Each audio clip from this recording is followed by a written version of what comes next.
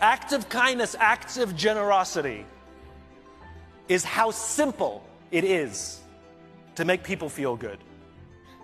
I was walking down the streets of New York City, and a guy walking in front of me, his backpack opened and a bunch of paper fell out on the street. I didn't think much of it. I bent down, I gathered up the papers, handed them back to him, and pointed out that his bag had opened. Now, in our bodies, there's a chemical called oxytocin. Oxytocin is responsible for all the warm and fuzzies, unicorns and rainbows. It's responsible for all the warm feelings and connectedness we have with each other. Friendship, love. Huge amounts of oxytocin surge through a woman's body as she gives birth. This is what is responsible for the mother-child bond. Oxytocin binds human beings. There are many ways to get oxytocin. One of them is acts of kindness and acts of generosity. It feels good when we do something nice for someone. It feels good when someone does something nice for us.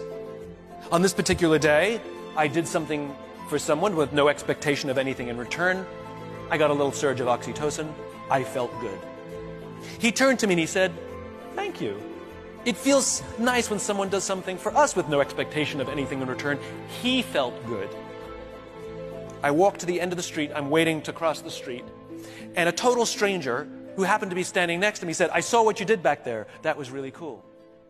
As it turns out, witnessing an act of generosity releases oxytocin, and he felt good. And the best part about oxytocin is the more oxytocin we have in our bodies, the more generous we become. It is Mother Nature's way of trying desperately to get us to look after each other. I can guarantee you that that man who witnessed what I did something nice for somebody that day simply because he saw someone do something nice for somebody that day.